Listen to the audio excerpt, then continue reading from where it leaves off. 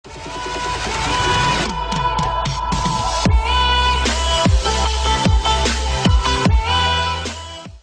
स्वागत है आप सभी का हमारे यूट्यूब चैनल संस्कृत सरस्वती पर। मैं रामकुमार शास्त्री आप सभी संस्कृत अनुरागियों का हार्दिक अभिनंदन स्वागत करता हूं। दोस्तों, यदि आपने अभी तक इस चैनल को सब्सक्राइब नहीं किया तो इसे सब्सक्राइब करें, लाइक करें, शेयर करें और वीडियो देखने के बाद इस चैनल पर कि ये वीडियो आपको कैसा लगा कमेंट्स बॉक्स में आप कमेंट करके मुझे जरूर बताइएगा। मैं आपकी कमेंट की प्रतीक्षा में रामकुमार शास्त्री एक बार फिर आपका हार्दिक अभिनंदन करता हूं। चलिए आज की क्लास शुरू करते हैं। आप लोगों ने जो प्यार प्रेम मान सम्मान दिया है, आप सबके कमेंट्स पढ़कर के मन वास्तव में बहुत प्रसन्न हो जाता है। और जिस उद्देश्य से ये कार्य मैंने स्टार्ट किया था, तो मुझे लगने लगा है कि मेरा वो प्रयास और मेरी जो वो सोच थी, मेरी जो वो भावना थी, वो गलत नहीं थी, वो बिल्कुल सही थी। सच में ही आप लोगों को संस्कृत का ये जो विषय वस्तु मैंने आपके सामने रखा है, उसकी बहुत ज़्यादा आवश्यकता थी, ऐसा आपने दिखाया मुझे।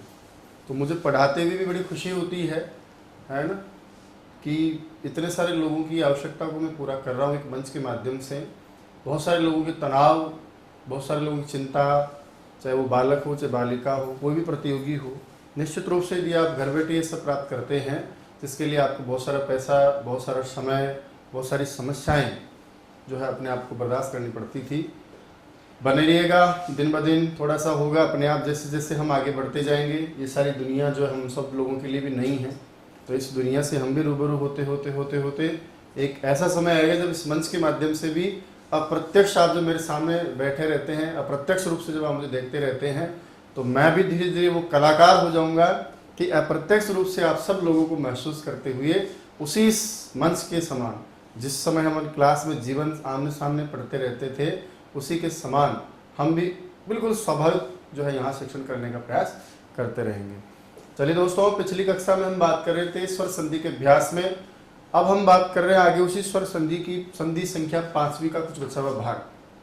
याद होगा आपको, डायग्राम में हम चर्चा कर रहे थे कि स्वर संधि के कार्यक्रम में यदि अ, ए, ओ, ऋ, ऋ इन 5 वर्णों के बाद में इन्हीं के समान कोई वर्ण हो, चाहे रस्व वाला हो या दीर्घ वाला, तो उस पूर्व और परवर्ण के स्थान पर दोनों का दीर्घ वाला जो होता है उन्हीं के समान वो हो जाता है। जैसे अ और ए में आ कर रहे थे हम, ए में दीर्घ ई कर रहे थे हम, उ में दीर्घ उ कर रहे थे हम, री और री में दीर्घ री कर रहे थे हम, और ली और ली में ली कर रहे थे क्योंकि ली का दीर्घ नहीं होता है।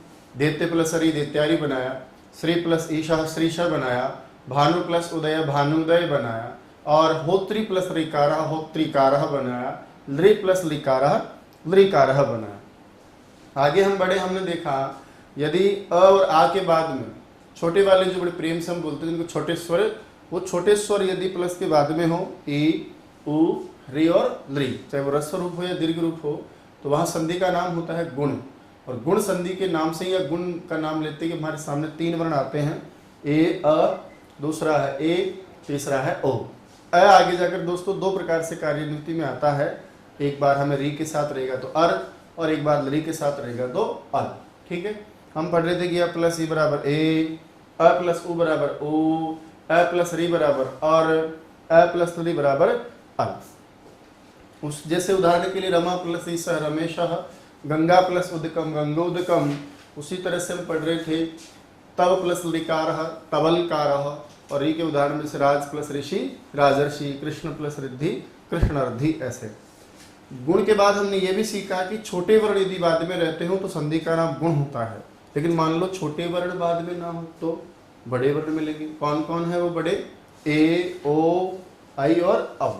तो अ और आ के बाद में एच वर्ण हो, ए, ओ, आई, औ वर्ण हो, तो पूर्व और पर दोनों वर्णों के स्थान पर वृद्धि वर्ण हो जाता है। वृद्धि रेचि सूत्र हमने पढ़ा। वृद्धि का नाम लेते आपके दिमाग में कितने स्वर आने चाहिए? 3, आ, आई, औ। उसी तरह जिस तरह गुण में अ के स्थान पर अर, अ के स्थान पर अल हो जाता है, वृद्धि कार्य के समय भी हमारे यहाँ उसी वृद्धि आ वर्ण के स्थान पर एक बार आर और एक बार क्या हो जाएगा? आल हो जाएगा। उदाहरण के लिए हम पढ़ रहे थे जैसे जन प्लस एकता जनाइकता, मत प्लस ऐक्यम मतैक्यम, कृष्ण प्लस ऐश्वर्यम कृष्णैश्वर्यम, गंगा प्लस ओगह गंगौगह, और उसी प्रकार कृष्ण प्लस औत्कंठ्यम कृष्णौत्कंठ्यम।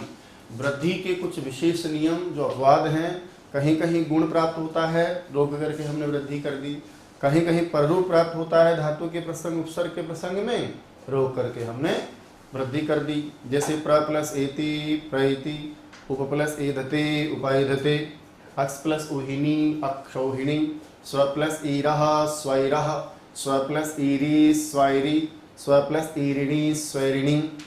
इसी प्रकार प्र प्लस उभ प्रौह, प्र प्लस ऊढ़ः प्रौढ़ः, प्र प्लस ऊढ़ी प्रौढ़ी, प्र प्लस एषः प्रैषः, प्र प्लस ऐश्य प्रैष्यः।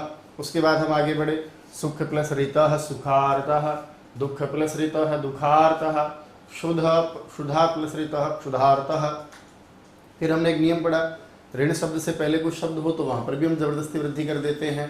प्रऋणम प्रारणम, वत्सतर ऋणम वत्सतरारणम, कंबल ऋणम कंबलारणम, वसन ऋणम वसनारणम, ऋण ऋणम ऋणारणम, दस ऋणः दशारणः। उसी तरह से दोस्तों ऐसे कुछ प्रसंगों में जहाँ वृद्धि कार्य प्राप्त नहीं है फिर भी हम वृद्धि कर रहे हैं, तो ऐसे कुछ विशेष उदाहरण भी हमने पढ़े। फिर के बाद हमने सीखा कि यदि छोटे वाले वर्ण पीछे ना रहे, प्लस से पहले आ जाए, यानी ए ओ रिल री प्लस से पहले हो, तो संधि का नाम गुण का उल्टा यण संधि हो जाता है। एको यणची, जैसे यदि प्लस अपि यद्यपि, सुधि प्लस उपास्य सुध्युपास्य, मधु प्लस अरि मध्वरि, धात्री प्लस अंशः धात्रंशः, ध्री प्लस आकृति लाकृति ही। फिर हम चले साहब, छोटे वर्ण आगे आने पर गुण के स्थान पर यण हो जाता है, तो बड़े वर्ण पीछे रहे तो वृद्धि, और वृद्धि का उल्टा कर दे क्या हो जाता है, यानी जो बड़े वर्ण आगे आ जाए तो क्या हो जाएगा, संधि का नाम ही बदल जाएगा, अयादि हो जाएगी। एचो अयवायावः, ने प्लस अनम नयनम, पढ़ रहे थे ना, हरे प्लस ए हरयः, विष्णु प्लस ए विष्णवे, ओ प्लस अनम पवनम, नय अकः नायकः, पौ अकः पावकः।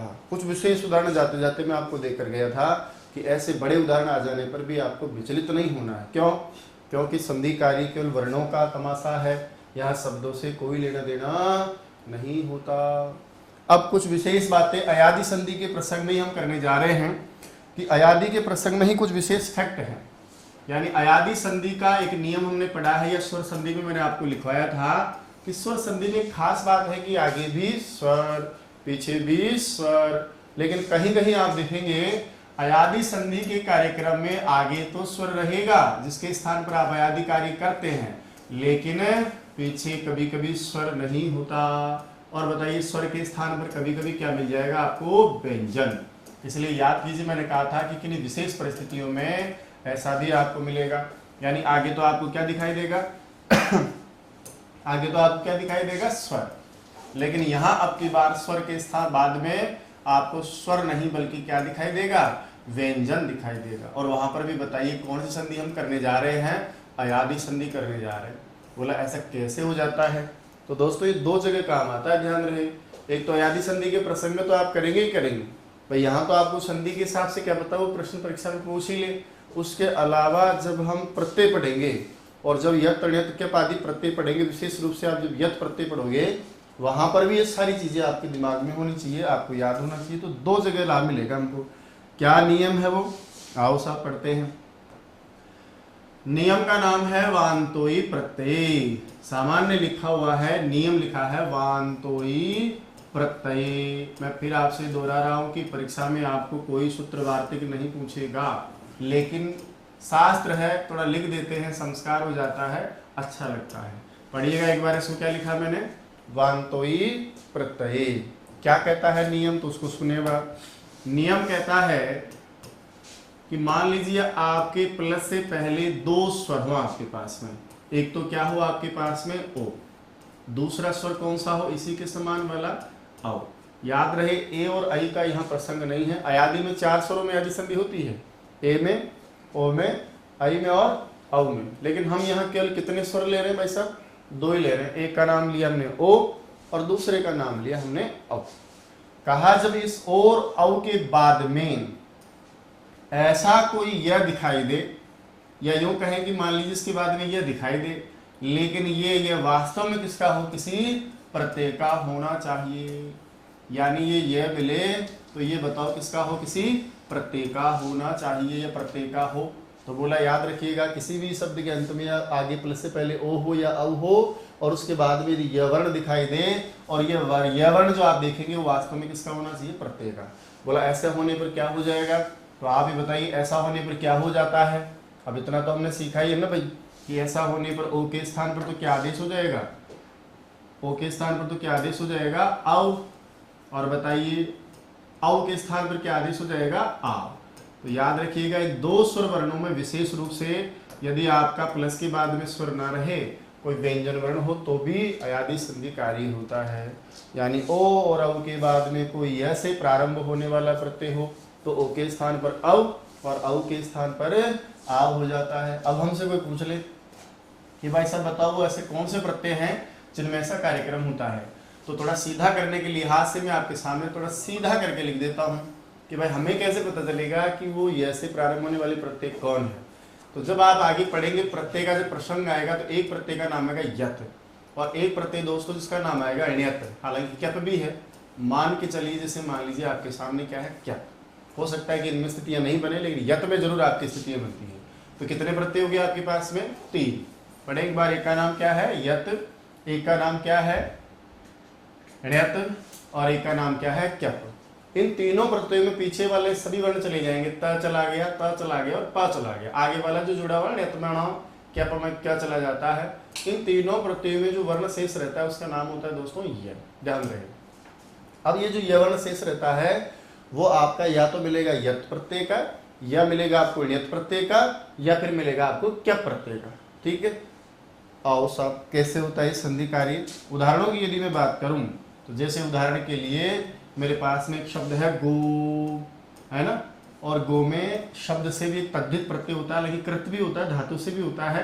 एक प्रत्यय होता है उसका नाम होता है यत। दोस्तों याद रखिएगा यत में क्या शेष रहता है य, और इसको नपुंसक लिंग में ले जाना है मुझे।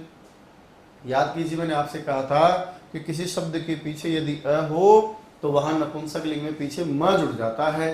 जैसे ज्ञान से ज्ञानम, धन से धनम, धन से धनम, फल से फलम, पुस्तक से पुस्तकम, चित्र से चित्रम, पत्र से पत्रम। तो इस तरह बताओ ये से क्या बनेगा नपुंसक लिंग में, भाई शब्द तो बनाएंगे ना हम। तो ये नपुंसक लिंग में यत का क्या बचा य, और उसके बाद में बताइए नपुंसक लिंग में य की जगह क्या दिखाई देगा यम। तो बात समझ गए होंगे। मैं आपको ये कहना चाह रहा हूँ कि गो शब्द के बाद में जो यम है उस यम में वास्तव में एक प्रत्यय है और उस प्रत्यय का नाम क्या है यत प्रत्यय है। अब प्रक्रिया में आगे बढ़ा देता हूँ। संधि कार्य कैसे हुआ, तो देखिए ग शब्द में आपको क्या दिखाई दे रहा है ओ, और उसके बाद में बताइए यत प्रत्यय का क्या रूप दिखाई दिया आपको यम। थोड़ा और सीधा लिखूं तो आप निश्चित रूप से मान के चलिए कि जहां जहां यत प्रत्यय दिखेगा वहां वहां यत में यह बचेगा, और वही यह आगे जाकर दोस्तों नपुंसक लिंग में क्या हो जाएगा यम। उसी प्रकार से यदि णत प्रत्यय होगा तो भी यह बचेगा और उसका भी क्या हो जाएगा यम। तो सीधा याद कर लो कि भैया किसी भी और औ के बाद में यदि यम यम यम ऐसा दिखाई दे या सुनाई दे तो हमें वहां अयादी संधि करनी है। आई और ए में ये नियम लागू होता नहीं है। चलो देखिए करते हैं अपने अयादी संधि। इसके बाद में ग रहेगा, ओ के स्थान पर अयादी संधि में क्या करते हो औ, और उसके बाद में क्या बचा हुआ है यम। अब जोड़ तो सकते हैं ना हम, जोड़ो देखिए हम जोड़ते हैं ग में अ बन गया जी ग, आधा है व, और ये बन गया यम बराबर गव्यम। गु का जो विकार होता है यानी गाय से मिलने वाले जो पदार्थ वस्तु हैं उनको गव्य कहते हैं। शास्त्र में भारतीय संस्कृति में 5 गाय के विकार या गाय से प्राप्त वस्तुएं बहुत प्रसिद्ध है, इसलिए उन 5 को पंचगव्य भी कहा जाता है। गोमूत्र है ना, उसी प्रकार से दूध दही जो है सबको मिला के 5 को पंचगव्य कहा जाता है। यदि जरूरी नहीं है कि साहब पीछे ओ ही हो, उसके अलावा दोस्तों याद रखिएगा कोई दूसरा शब्द भी या और भी हो सकता है, औ भी हो सकता है। बोला ऐसे कैसे, तो इधर देखिए उदाहरण के लिए अब की बार हम औ का उदाहरण भी ले लेते हैं। ग्रंथकार ने जो लिखा है वो ज़्यादा इम्पोर्टेंट है। अब यहाँ देखिए नौ है, नौ के बाद भी नौ नयो धर्म इत्यादि सूत्रों से यत प्रत्यय करेंगे। अब मैं आपसे पूछ लेता हूँ कि बताइए यत में यह बचेगा और उसके बाद में क्या रूप दिखाई देगा आपको यम। मैं आपसे पूछूं कि नौ में क्या है भाई, आप कहोगे जी इसमें मिला हुआ है औ, आगे क्या है यम। अब बताइए न, औ के स्थान पर क्या लाओगे आओ, आगे बचा हुआ है यम, मिला दूं क्या, न में क्या मिला औ, बन गई, बताओ, पानी में चलने वाली नाव। मिला दो, यम बराबर क्या बन गया, नाव्यम। तो भाई साहब यदि मान लीजिए ओ के बाद भी यम ऐसा दिखाई दे और इधर भी देखिए औ के बाद में भी यम ऐसा दिखाई दे, तो वहां पर आप ओ है तो औ आदेश कर लीजिए, और यदि आपके पास में मान लीजिए औ है तो फिर वहां कौन सा आदेश करेंगे, आप आव आदेश करेंगे। ये दोनों उदाहरण ग्रंथकार ने लिखे हैं, लेकिन हम जब धातुओं में कब प्रत्यय करेंगे, उन प्रत्ययों के प्रसंग में ऐसे कई सारे स्थान मिलेंगे आपको जहां पर ओ मिलेगा धातु में, आवादेश कर लेंगे आदि संधि में। उसी प्रकार से ये प्रत्यय पढ़ते समय धातु में वृद्धि करने के बाद औ मिलेगा, वहां पर हम आव कर लेंगे। जैसे भो शब्द है, भू धातु से भू किया, प्रत्यय आदि करने के बाद पीछे क्या दिखाई देगा, यम।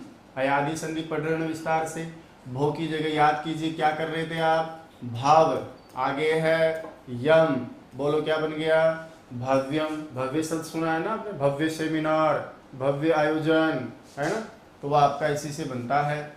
उसी प्रकार से हु धातु से हो रूप हो जाता है, हो प्लस यम। अब मुझे बताइए ओ है ना, तो हो में ओ जो उसके स्थान पर करेंगे अव, हो के स्थान पर हो गया हाव, मिला दीजिए साहब क्या बन गया, हव्य, है ना, हव्य सामग्री आदि बन जाता है।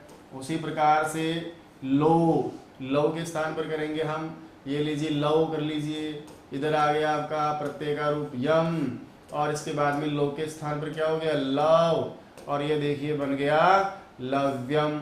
इसी प्रकार से श्रो, श्रो के बाद में रखा यम, अब बताइए श्रो की जगह क्या हो जाएगा, श्रव, और श्रव में मिला दीजिए यम, बताइए साहब क्या बन गया, श्रव्यम।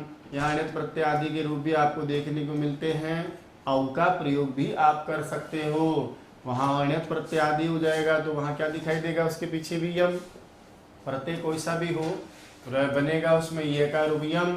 अब लव होगा तो अब की बार आवादेश करूं कि आव करूं, आव कर दूं क्या, नहीं ना, तो क्या करेंगे भाई साहब, आव, लाव में यम मिला दीजिए, क्या बन गया, लाप्यम।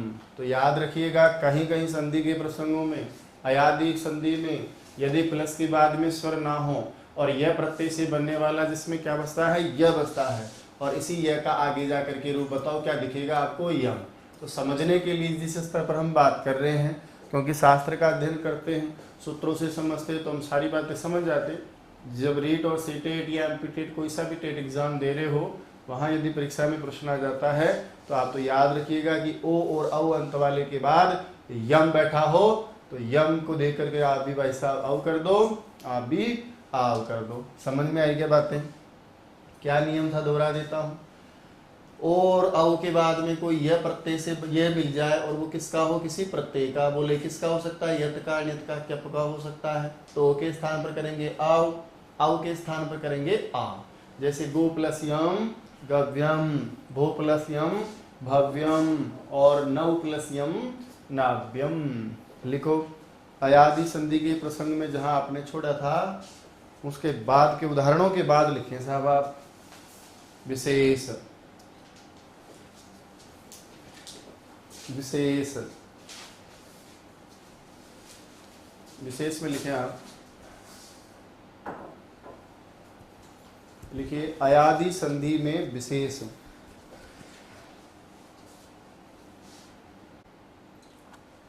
विशेष लिखें आप, अयादि संधि में,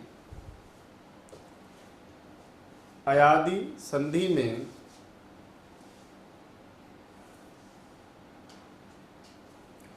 कहीं कहीं स्वर के बाद, स्वर के बाद व्यंजन वर्ण के रहने पर भी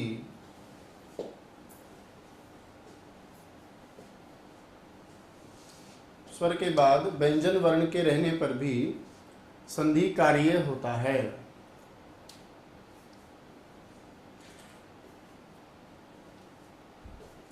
संधि कार्य होता है, लिखो नियम, नियम लिखो, परीक्षा में नहीं पूछेगा लेकिन संस्कार के लिख रहे हो, है ना, तो लिखे वांतो ही प्रत्यय, नियम है, सूत्र है वांतोई प्रत्यय।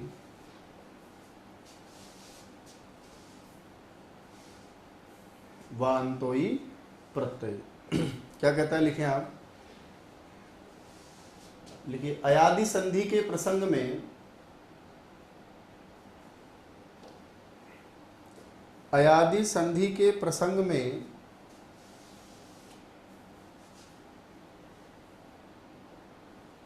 ओ के स्थान पर अव, ओ के स्थान पर अव तथा अव के स्थान पर आव हो जाता है, तथा अव के स्थान पर आव हो जाता है, क्या हो जाता है, आव हो जाता है, यदि पर में, पर मतलब प्लस के बाद, यदि पर में यकार से प्रारंभ होने वाला प्रत्यय हो। यकार का मतलब यही समझा, यदि पर में यकार से प्रारंभ होने वाला प्रत्यय हो,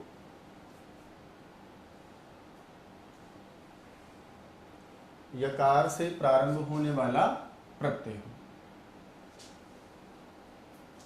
ठीक है। लिखिए साहब, शॉर्टकट में लिख लो इसको, ओ की जगह औ करेंगे, औ की जगह आव करेंगे, कब, जब प्लस के बाद में ये हो, किसका ये हो, प्रत्यय का ये हो, तो इसको उतारा शॉर्टकट में। ये चीजें ज्यादा स्थायी होती हैं, इनसे अच्छा समझ में आता है। तो लिखिए आप यहां पर,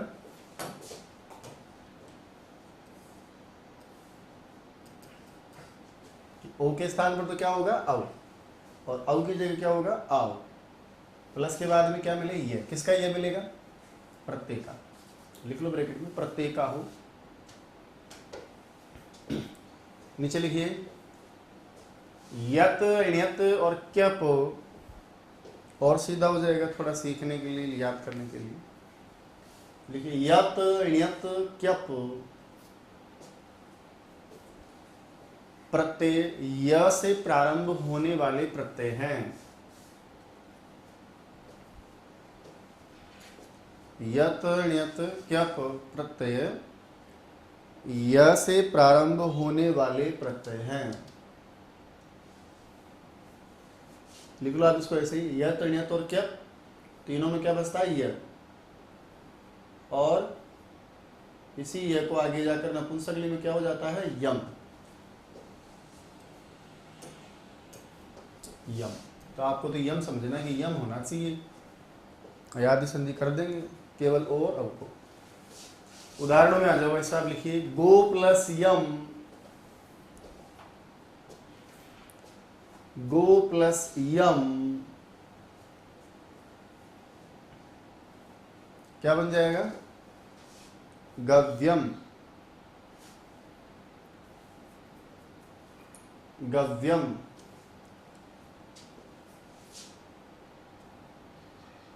नव है, नव प्लस यम, ओ होगा तो अवादेश करेंगे,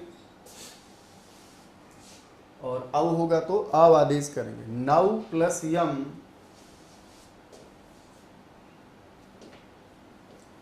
नव प्लस यम क्या बनाएंगे हम, नाव्यम, नाव्यम। इसी तरह विशेष, हालांकि दो ही है टारगेट परीक्षा में, लेकिन ये काम आएंगे आगे हम सीखने के लिए। तो लिखिए जैसे भो प्लस यम, भो प्लस यम क्या बन जाएगा, भव्यम, भव्यम। हो प्लस यम,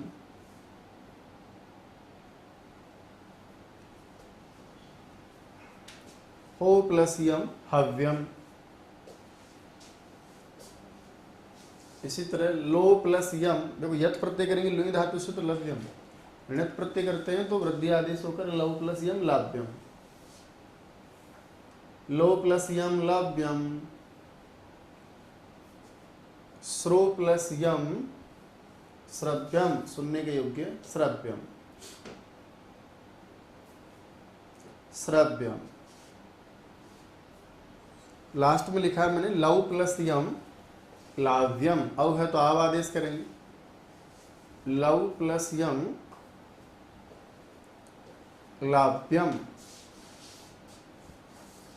हो गया लाव्यम। तो अयादि संधि में कहीं कहीं व्यंजन जो प्रत्यय का रूप हो यम उसके रहने पर भी याद रखिएगा अयादि संधि का कार्य हो जाता है।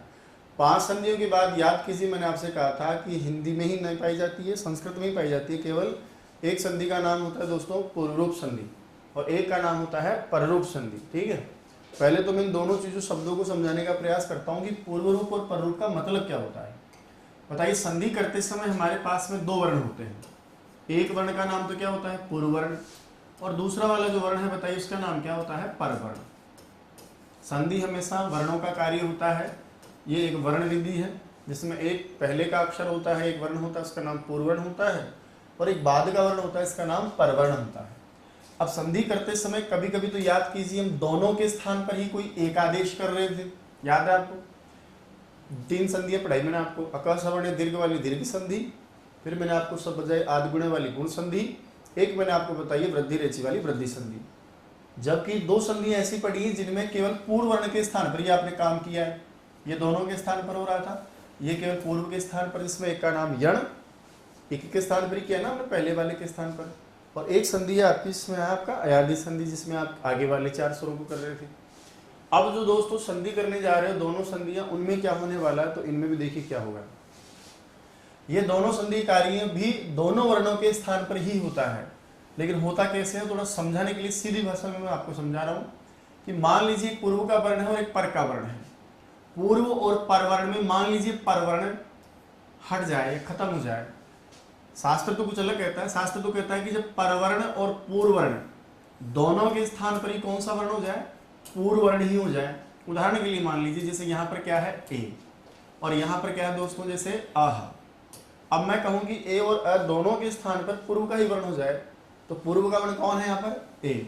जब दोनों के स्थान पर आप ये रखोगे तो इसका मतलब दोनों चले जाएंगे, पहले वाला ए भी जाएगा, बाद वाला अ भी जाएगा, और दोनों के स्थान पर क्या आ जाएगा ए। तो बताइए पूर्व का बचा कि पर का बचा, या यूं कहें कि पूर्व का हुआ कि पर का हुआ। आप कहेंगे जी पूर्व का हुआ है, तो पूर्व वाला ही हो गया दोनों के स्थान पर। जब दोस्तों पूर्व का रहता है या पूर्व का आदेश हो जाता है दोनों के स्थान पर, तो उस संधि का नाम तो होता है पूर्व का रूप संधि, यानी पूर्व का जो रूप है वर्ण है वो रह जाता है, उसे तो कहते हैं पूर्व रूप संधि। और यदि मैं उल्टा कर दूं, मान लीजिए स्थिति हमारे पास बदल जाए, कैसे हो जाए स्थिति, जैसे मान लीजिए प्लस के पहले मान लो अ है और उसके बाद में ए है। बताइए पूर्व वर्ण कौन सा है आपका अ, पर वर्ण कौन सा है आपका ए, और मैं कह दूं कि इन दोनों वर्णों के स्थान पर बाद वाला वर्ण रख लीजिए आप। बताइए पूर्व का तो अ है, पर का क्या है ए, और दोनों के स्थान पर ही दोस्तों यहाँ ए वर्ण रह जाए। अब मुझे बताइए पूर्व का रूप रहा कि पर का रूप रहा, तो आप क्या कहेंगे सर पर का रूप रहेगा। तो जब पर का रूप रहे, पर का वर्ण रह जाए तो उसका नाम हो जाता है परवर्ण। ये तो आपका शास्त्र कहता है कि जब दोनों वर्णों के स्थान पर पूर्ववर्ण और परवर्ण को निकाल लो, दोनों की जगह पहले वाला रख लो, मतलब क्या हुआ बाद वाला खत्म। यहाँ पर भी आपने देखा कि पूर्व और पर में मान लो लड़ाई हो गई हो, दोनों की लड़ाई में जीत कौन गया, पर का जीत गया, पूर्व का खत्म। या यूं कहें कि वास्तव में शास्त्र क्या कहता है कि ये इसी के समान हो जाता है, दोनों के समान, एक दोनों की जगह एक ही आदेश होता है, जिसको हम कहते हैं पर का बचे तो परवर्ण, पूर्व का बचे तो पूर्ववर्ण। मेरी भाषा में मैं आपको समझाऊं, अपनी सी भाषा में हम बात करें, समझने के लिए थोड़ा सीधा इसको समझने का प्रयास करें तो सुनो ध्यान से। संधि करते समय कुछ ऐसे प्रसंग आएंगे, दोनों संधियां केवल 2 ही स्वरों को आधार मान करके होती हैं। एक स्वर का नाम तो याद रखिएगा होगा आपका ए स्वर, और एक स्वर का नाम होगा दोस्तों इसका नाम है ओ स्वर, और इन दोनों के बाद में आपको मिलेगा ह्रस्व अ। दूसरी जो कंडीशन रहेगी उसमें आप क्या देखेंगे कि आगे मिलेगा अ, यहाँ आ भी हो सकता है, उसके बाद में मिलेगा प्लस के बाद इस बार ओ। मैं आपसे कहूँ कि इस ए और ओ की लड़ाई किससे होने वाली है, दोनों जगह अ से होने वाली है। यहाँ पर भी इससे फाइट करेंगे दोनों, और ये मान लीजिए कि ये वाला अ जो है इससे पंगा ले रखा है साहब। पहली कंडीशन में आप देखो जैसे मान लो प्लस से पहले ए मिल गया बाद में अ मिल गया, या प्लस से पहले ओ भी हो सकता है और अ भी हो सकता है, दोनों की फाइटिंग करवाते हैं। अब बताओ फाइटिंग में जीता कौन है, जो कमजोर होता है वो तो जीतता है भाई। पर शेर और चूहे की लड़ाई में कौन जीतेगा, चूहा ही तो जीतेगा नहीं, चूहा नहीं जीतता क्या। तो कौन जीतेगा फिर? बलवान जीतेगा। ये रस्व है, छोटा है, पढ़े हो ना छोटे वाले सब 5 बहुत प्यारे हैं, ये अपने आप में वीआईपी लोग हैं, बड़े लोग हैं। तो जब भी ए और अ की फाइटिंग होगी तो बताओ मरेगा कौन? ए मरेगा। बचेगा कौन? ए। जिसी तरह ओ और अ की फाइटिंग होगी, बताओ मरेगा कौन? ए। और बचेगा कौन? ओ। मैं आपसे कहूँ कि जब ए और ओ आगे रहे और पीछे रहे, दोनों की फाइटिंग होती है, तो बताओ दोनों के स्थान पर कहें कि कौन सा हो जाएगा? पूर्व वाला। या अपनी भाषा में समझने के लिए कोई दोष नहीं है कि कौन सा वाला वर्ण बचा? पूर्व वर्ण। दोस्तों जब पूर्व का वर्ण बचता है तो संधि का नाम हो जाता है पूर्व रूप संधि। स्थिति बदल जाए, कहें कि नहीं साहब मैं पीछे रहता हूँ इसलिए हार जाता हूँ, एक बार मुझे आगे आगे जीतने दे, आगे आगे लड़ाई करने दे। बोला ठीक है भाई सब आगे आ जा। आगे आ गया, थोड़ा कमजोर था, बोला कि काम करता हूँ मैं अपने बड़े भाई साहब को भी ले आता हूँ, बेटा उसको भी लिया।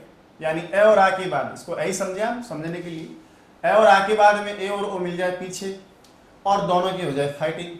बताओ क्या आ से बलवान नहीं है क्या ए? अरे अभी भी तो बलवान ही इससे, तो ये तो छोटा भी हो सकता है, मोटा भी हो सकता है, लेकिन ये तो हमेशा बड़े लोग हैं, मोटे लोग ही ना भाई। दोनों की फाइटिंग में चाहे लड़े कैसे भी, अरे शेर आगे से आकर लड़े, पीछे से लड़े, या चूहा आगे पीछे से कहीं से भी लड़े, जीतेगा तो शेर ही ना, बलवान ही जीतता है ना भाई।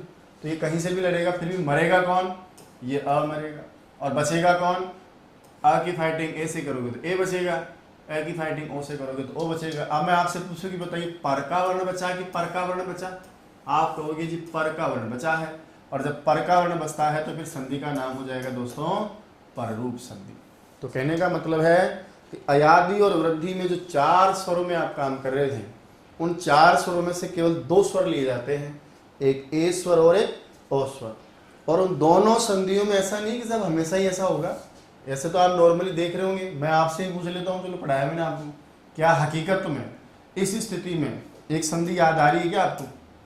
मैंने आपको पढ़ाया होगा कि ए प्लस अ, ओ प्लस अ, ऐसी स्थिति हो जाए, यानी बड़े वाले चारों अक्षर आगे चले जाए, तो आपको याद आ रहा होगा, गुदगुदी हो रही हुई आपकी, यार यहाँ तो संधि कोई और होनी थी। याद आया क्या कौन संधि होनी थी? अयादि संधि होनी थी ना, किया है ना आपने, ने प्लस अनम नयनम, ओ प्लस अनम पावनम। तो निश्चित रूप से आप सोच रहे हैं तो सही सोच रहे हैं आप, क्योंकि संधि का प्रसंग किसका था? अयादि का। लेकिन कुछ कंडीशंस ऐसी आएंगी कि ए और ओ कहीं कुछ कंडीशंस में मिले, या यहाँ पर जो अ है वो किसी कंडीशंस में मिले, तो वहाँ अयादि संधि को रोक करके हम, अयादि को बाध करके हम, रोक करके हम कौन सी संधि का कार्यक्रम करेंगे? पूर्व रूप का कार्यक्रम करेंगे। इसलिए कुछ कंडीशंस अभी हम पढ़ेंगे, उसके बाद बताऊंगा मैं आपको। यदि इन दोनों की कुछ कंडीशंस मिल जाए, ये कहीं हो ये कहीं हो, तो वहाँ अयादि संधि नहीं करके फिर हम कौन सी संधि करेंगे? पूर्व रूप संधि करेंगे। इसलिए इसको कहते हैं अयादि का अपवाद। इसको देख करके भी आपको गुदगुदी हो रही, सोच रहे होंगे कि यार मास्टर जी ने पहले तो हमको कुछ और बताया था, कह रहे थे कि बेटा है और आके बाद में बड़े वाले 4 हो तो संधि का नाम बड़ी होती है, वृद्धि होती है। अब कह रहे हैं ये लो साहब यहाँ ऐसा ऐसा हो जाए, इनकी फाइटिंग करवा दो तो ये बच जाएगा, तो ये हो जाएगा। तो याद रखिएगा, ऐसा सोच रहे हैं तो भी आप सही सोच रहे हैं, क्योंकि ए और ए में वास्तव में यदि देखा जाए तो संधि का नाम दोस्तों क्या होना चाहिए था? वृद्धि होना चाहिए था ना। लेकिन मैं आपसे कह रहा हूँ कि नहीं, वृद्धि मत करो, वो इसलिए क्योंकि जब हमारी इन दोनों की कंडीशंस पूरी हो जाए कि ये ए और आ किसी का हो, ये ए और किस कंडीशन में मिले, जब दोनों कंडीशंस मिल जाए, कोई हमारी रिक्वायरमेंट हो पूरी हो जाए, तो फिर आप वृद्धि संधि नहीं करोगे। यदि इन दोनों की रिकमेंडेशन पूरी हो जाए तो फिर आप वहाँ वृद्धि संधि को रोक करके बताइए कौन सी संधि करेंगे? हम पररूप संधि करेंगे। और पूर्व और पररूप का मतलब समझ में आ गया? सब समझाना चाह रहा था मैं आपको कि भैया इस तरह से दोनों आते हैं, पहले वाला बचेगा। अच्छा बचेगा कौन? जहाँ पर ए और ओ रहेंगे, आगे रहेंगे तो आगे वाला बचेगा, पीछे रहेंगे तो पीछे वाला बचेगा। तो ए और ओ आगे रहे, फाइटिंग करवाओगे, पूर्व रूप हो जाएगा। ए और ओ पीछे रहे, बाद वाला बचेगा, पररूप हो जाएगा, बशर्ते कंडीशंस पूरी होनी चाहिए। तो दोनों संधियाँ याद रखिएगा, हिंदी में शायद ना हो, संस्कृत में हम अयादि संधि के प्रसंग में कुछ सावधानी बरतेंगे, और यदि इन दोनों की कुछ कंडीशंस मिल जाए तो पहले पूर्व रूप संधि करेंगे। यदि वृद्धि संधि के प्रसंग में इन दोनों की कुछ रिकमेंडेशन वो पूरी हो जाए तो वृद्धि संधि को रोक करके हम पररूप संधि करेंगे, यानी बाद का अक्षर रखेंगे, यहाँ पहले वाला रखेंगे। यहाँ तक यदि आप बात समझ में आ गए तो आगे की बात आपको पूरी की पूरी समझ में आ जाएगी। तो दोस्तों ये थी आज की क्लास, एक नए अंदाज में, एक नए विषय वस्तु के साथ, एक नए तरीके के साथ। आशा करता हूँ आज का वीडियो आपको बहुत अच्छा लगा होगा। आज की क्लास आपकी प्रतियोगी परीक्षा के लिए बहुत लाभदायक रहेगी। दोस्तों ये वीडियो कैसा लगा, वास्तविक आपका अनुभव कैसा रहा, ये कमेंट्स बॉक्स में आप मुझे कमेंट करके जरूर बताएंगे।